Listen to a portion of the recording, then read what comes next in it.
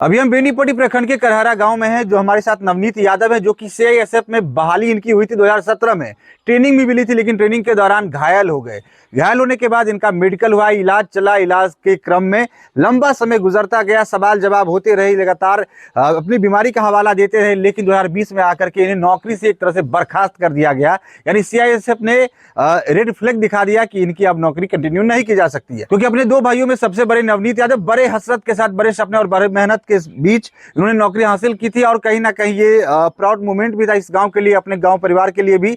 लेकिन उन्होंने कानूनी लड़ाई लड़ने की ठानी, लिहाजा 2020 से ही कानूनी प्रक्रिया के माध्यम से अपनी लड़ाई लड़ रहे थे। बीच में कई सारे जनप्रतिनिधियों ने भी इनका साथ दिया, लेकिन वो साथ कारगर बहुत ज्यादा नहीं था। लिहाजा कानून व्यवस्था के तहत इन्होंने न्याय मांगने की कोशिश की। फिलहाल हाईकोर्ट ने इनके मामले में 2 महीने के भीतर इन्हें बहाल करने के आदेश जारी कर दिए हैं, जिसके बाद कहीं ना कहीं कह सकते हैं कि जो खुशियां गुम हो गई थी वो पुनः लौट करके आई है। लेकिन लंबा संघर्ष चला है। 17 में बहाल हुए, बीमार हो गए, 20 में नौकरी से बर्खास्त कर दिया गया और अब 2026 में जाकर के इस पर फैसला आया है। नवनीत जी, क्या कैसा मामला है, क्यों इतना विवाद में पड़ गए आप?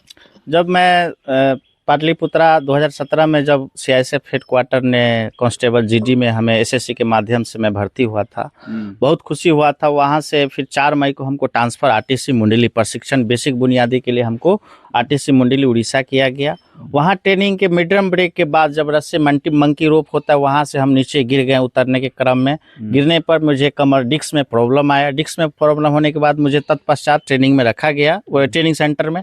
फिर कुछ दिनों के बाद मुझे आरटीसी आपको भिलाई भेजा गया, सॉरी आरटीसी मेरा यूनिट आ गया NTPC TTP Talcher thermal power station, जो कि आप जानते हैं सीआईएसएफ एक केंद्रीय औद्योगिक बल है, उसमें एनटीसीपी में भेजा गया। वहाँ कुछ दिन के बाद मुझे पुनः मोमेंट लेटर के साथ आरटीसी छत्तीसगढ़ भिलाई के लिए भेजा गया।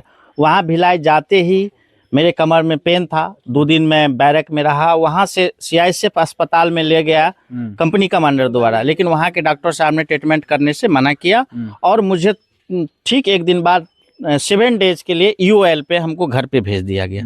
उसमें ये नहीं सेटिस्फाइड किया कि ये बीमार है, ये बीमार है, मम्मी के नाम से अपना भेज दिया गया।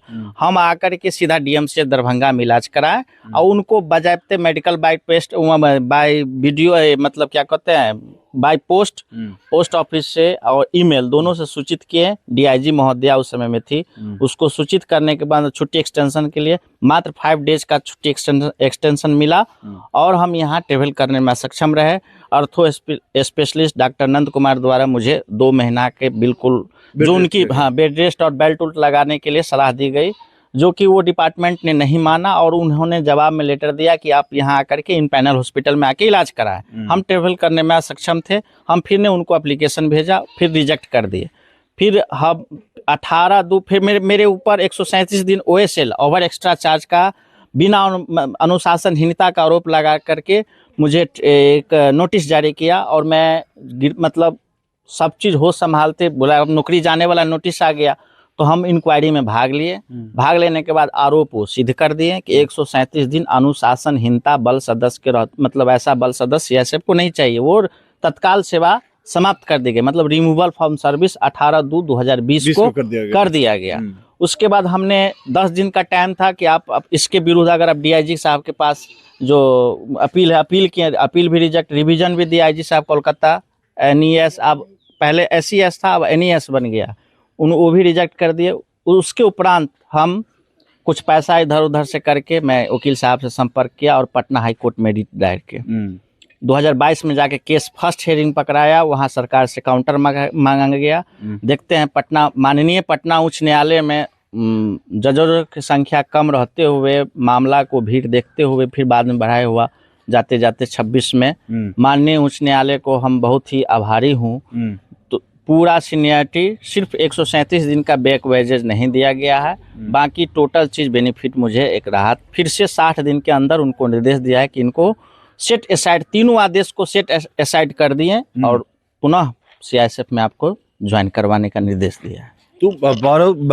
तो जहाँ से सीआईएसएफ की बहाली आपकी एसएससी के माध्यम से हुई थी, कितनी उम्र में आपकी बहाली हुई थी? राउंड फिगर 24 साल। 24। तैयारी कहाँ से किए थे? यहीं हम मधुबनी एनसीसी भी किए हैं, मधुबनी, मुजफ्फरपुर।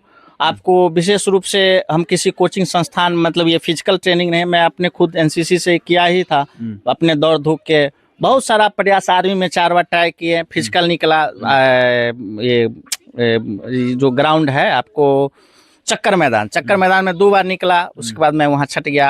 आर्मी में उम्र खत्म, उसमें आरक्षण का उम्र नहीं दिया जाता है। फिर मैंने पैरामिलिट्री में कोशिश किया और मेरा उम्मीद था कि मैं वर्दी पहनूं। मेरे गांव में ही एक सेना पहले पूर्व में बने थे। पूरे सारा चीज छोड़ के, टीचर भी ऑप्शन था लेकिन मैं नहीं लिया। मैं एक उम्मीद था कि मैं देश सेवा करूं। आखिरकार मुकाम हासिल हुआ, लेकिन पता नहीं फिर ट्रेनिंग में गिर गया, फिर लड़ाई लड़ के अंत एक में। महीने का भी सैलरी मिला था कि नहीं? जी हमको 3 साल सैलरी लगभग कुल आपको टोटल आपको कुल मिला के सब देखा जाए तो मुझे 10 महीना लगभग मिला सैलरी। 10 महीने से जी सैलरी मिला था। जी तो अभी जो आपको ज्वाइनिंग फिर पुनः करवाई जाएगी तो वो सीनियरिटी आपको मिल रही है और तो सैलरी भी आपकी बढ़ी हुई जी। कोर्ट का आदेश है 17 से आप 10 इंक्रीमेंट लग लीजिए और 10 साल में एक फीता लगता है हवलदारी जिसको बोलते हैं, वो आपको 2027 में मार्च में लगेगा।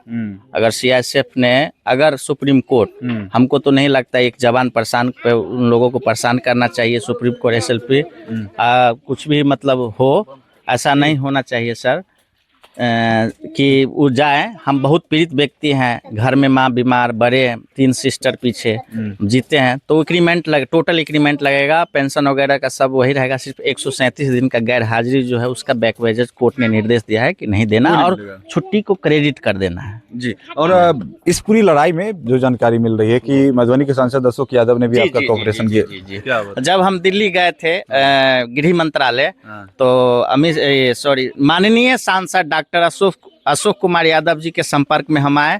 साहब से अनुरोध किए कि साहब डीजी साहब का एक लेटर बना के दीजिए, हम बहुत पीड़ित व्यक्ति हैं। तो साहब बोले कि मतलब मेरे बोलने से डीजी साहब आपको कैसे ले लेगा।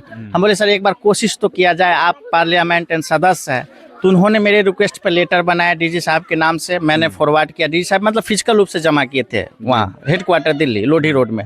उनका लेटर आया, जवाब आया कि पार्लियामेंट सारा अंग्रेजी में था। और उसके बाद बोले कि इनका कोर्ट रीट पटिशन अभी पटना हाई कोर्ट में पेंडिंग है, इसके अभी हम फिलहाल कोई डिसीजन इस पे नहीं ले सकते। उनका डीजी साहब का जवाब था।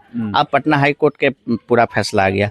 उन्होंने माननीय सांसद भी ने सहानुभूति जताते हुए हेल्प मुझे किया था। जी तो हमारे साथ नवनीत थे जो कि कानूनी व्यवस्था के तहत अपनी लड़ाई को लड़ रहे हैं और जीत हासिल की है। मैंने पहले भी बताया कि 2017 में ही इनकी बहाली हो गई थी एसएससी के माध्यम से। ट्रेनिंग के दौरान चोटिल हो गए, घायल हो गए, फिर अपने गांव लौट गए थे। गांव लौटने के बाद इलाज लंबा चला, इस बीच में टर्मिनेशन इनका हो गया, बर्खास्तगी इनकी हो गई। लिहाजा जो सपना था वो टूटता हुआ नहीं दिखाई दे रहा था। 2020 के बाद कानूनी लड़ाई के प्रोसेस में गए और वक्त तो लगा है, लेकिन 26 में जाकर के इनके पक्ष में फैसला आया है, हाईकोर्ट ने फैसला दिया है। लिहाजा खुशी लौट चुकी है। अब देखना है कि 60 दिनों के अंदर इनकी जो ज्वाइनिंग की प्रोसेस है वो भी करा ली जाएगी। तो फिलहाल इस वक्त इतना ही।